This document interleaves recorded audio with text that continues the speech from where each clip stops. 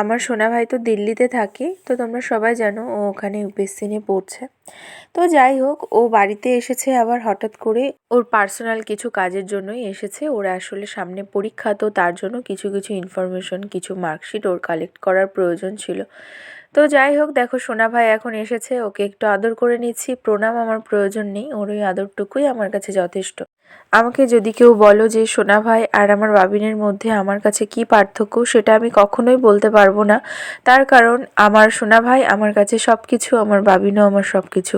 আমার এক প্রান্তে আছে আমার ভাই, আর এক প্রান্তে আছে আমার বাবিন, মানে ওরা দুজনেই আমার সন্তানের সমান। ছোটবেলা থেকে এমন অনেক হয়েছে ওকে খাইয়ে দিয়ে, অথচ আমি নিজে না খেয়ে স্কুলে গেছি। আসলে দিদি মানে শুধু দিদি নয়, একটা মায়ের কর্তব্য পালন করা। আর ও কিন্তু আমার সন্তানের মতনই। আজ সকালে ও বাড়ি চলে গেল। নেক্সট পার্টে আবার দেখা হবে।